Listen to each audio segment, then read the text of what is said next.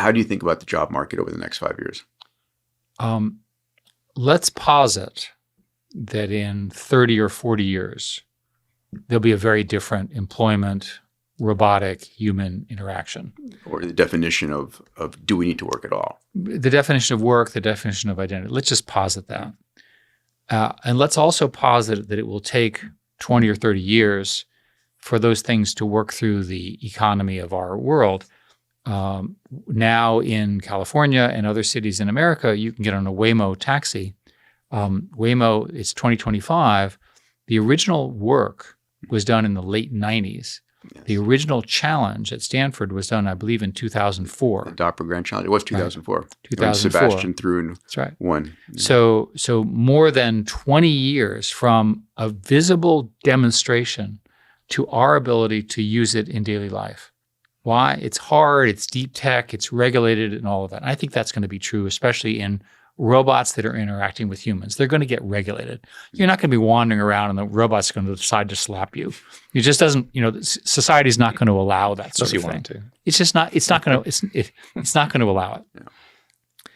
So in the shorter term, 5 or 10 years, I'm going to argue that this is positive for jobs in the following way. Okay. If you look at the history of automation and economic growth, automation starts with the lowest status and most dangerous jobs and then works up the chain. So if you think about assembly lines in cars and furnaces and all these sort of very, very dangerous jobs that our forefathers did, they don't do them anymore. They're done by robotic solutions of one another, and typically not a humanoid robot, but an arm. So the world dominated by arms that are intelligent and so forth will automate those functions. What happens to the people? Well, it turns out that the person who was working with the welder, who's now operating the arm, has a higher wage.